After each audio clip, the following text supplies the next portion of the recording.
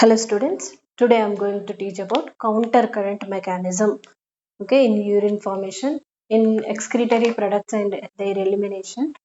So my next topic is counter current mechanism. So normally the mammals have the ability to produce high concentrated urine, or that is also called hypertonic urine.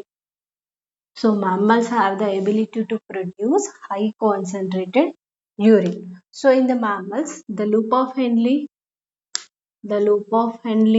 and vasa recta and vasa recta both are very well developed in mammals. So these two, they are helps in the formation of high concentrated urine.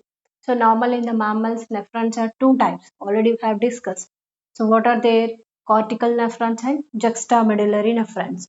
Cortical nephrons means they have the only short loop of Henle. The loop of Henle is very short.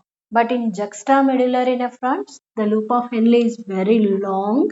It is a hairpin like structure. It is very long. It extends in the medulla region. So for example, in the kidney can be divided into two regions. The outer region is called cortex region. This is the cortex region. This one is the medulla region. So in the cortex region, the glomerulus, the Bowman's capsule, glomerulus and proximal convoluted tubule, DCT, are present in the cortex region. Okay. Next, in the medullary region, the loop of Henle and collecting duct are present in the medullary region. So here this loop of Henle and vasa recta both are helps in the production of high concentrated urine. So in these tubes, the fluids flows in a opposite direction. So that mechanism is called counter current mechanism. The fluids, the filtrate or the fluids flows opposite direction. Opposite directions. So that is called counter current mechanism. So in this process, in this counter current mechanism, the filtrate become into high concentrated urine. So let us will discuss about this counter current mechanism. So during the urine formation, so already we have discussed. Okay, in the PCT, the reabsorption process takes place. Okay, so in the PCT, the filtrate. So here the Bowman's capsule, after glomerular filtration, the filtrate is formed. This filtrate is called nephric filtrate or primary urine. So in this filtrate flows through this renal tubule. So in the PCT, reabsorption processes takes place. As a result, that concentration is maintained about 300 milliosmolarities per liter. These are units, milliosmolarities per liter. These are units for that filtrate concentration. So that is 300 milliosmolarities. So in this region, it maintains isotonic in nature. Isotonic to blood means blood and this nephric filtrate concentrated maintain equal. Okay, equilibrium. So here in the cortex region, the fluid concentration is about 300 milliosmolarities. Okay. Next after that, the fluid flows towards Henle loop, towards descending limb. This is the descending limb. This is the ascending limb. Okay. So in the descending limb, the fluid moves downward direction. Next, as we know, the descending limb is permeable to water. It is permeable to water. Okay. So which means the water ants comes out. Okay. The water ants moves to outside. Outside means this is the interstitial space, the tissue space. Okay. So the water ants moves to outside. As a result, filtrate concentration. Whenever the water moves to outside, the filtrate concentration is increased. So as a result, first of all, the concentration, it is how much? 300 milliosmolarities. Next, Whenever it passed to down, so water ions moves to outside. So as a result, the concentration is increased. It is about 600. Next, further it moves down. Next, some more water can move to outside. So the fluid concentration is about 900 milliosmolarities.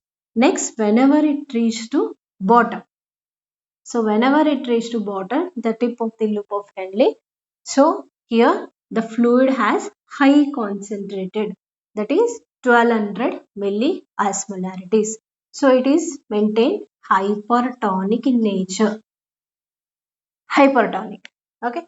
Next, the fluids take U-turn. Next, it flows into the ascending limb and it moves upward direction. Next, the ascending limb is permeable to sodium chloride. So only permeable to sodium chloride. It is impermeable to water. Okay.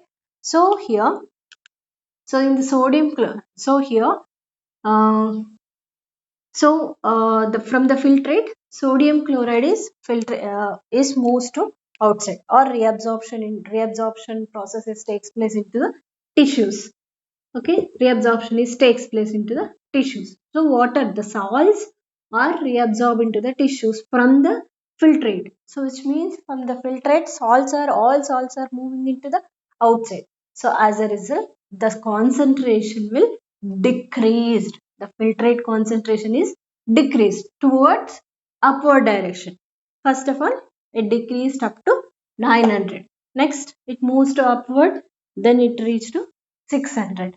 Then again, when it reached to cortex region, it maintains 300 osmolarities. Again, it becomes isotonic in nature. Next, here in the DECT, in the seed collecting duct, what will happen? The water ants, water reabsorption, in the influence of ADH hormone, water is reabsorbed into the tissues. Water, again here water, salts, okay, water and salts, they are reabsorbed into the tissues. So finally, to produce hypertonic urine. Next, here some amount of urea, very little amount of urea is reabsorbed into the tissues. So that little amount of urea, it secrete into the this filtrate in the ascending limb. So in the ascending limb, some amount of urea is added to the filtrate. Next, from the collecting duct, that urea, small amount of urea reabsorb into the tissues. So that reabsorption urea is moved to the filtrate. Okay. So finally, to produce hypertonic urine. So this mechanism is very well developed in the mammals. Next, here one more counter current mechanism is present in the vasa recta also. So in the vasa recta, blood flows same in a opposite direction. So this vasa recta forms from the efferent arteriole. This efferent arteriole it moves down and it divides into many branches. These branches, they overlap the loop of Henle. They overlap and there also forms some U-shaped structures. So here this is the descending limb. Next, blood flows toward downward direction in descending limb. In ascending limb, the blood flows in an opposite direction. Actually, this is present here only. So, but uh, I'm separately drawn here. Okay. So here blood flows downward direction. So whenever it flows in the descending limb, so in the cortex region, the blood also has a 300 milliosmolarities per liter. So here, this descending limb is present near ascending limb.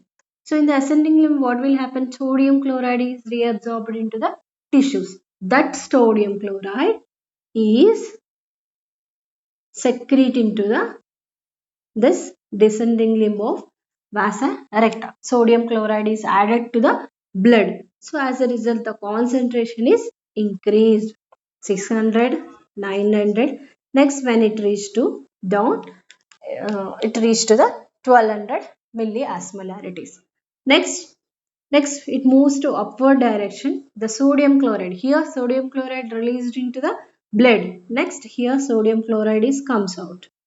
Sodium chloride is comes out from ascending limb. The sodium chloride is comes out. So as a result, the blood concentration is decreased.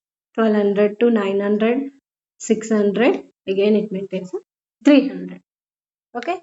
So this movement of the fluids in a opposite direction is called counter current mechanism. So this counter current mechanism, the very well developed in mammals. So loop of Henle and vasa recta play important role in the counter current mechanism. So finally, the counter current mechanism, high concentrated urine. The mammals produce the high concentrated urine because of this counter current mechanism. The fluid flows in a opposite direction. So that mechanism is called counter current mechanism.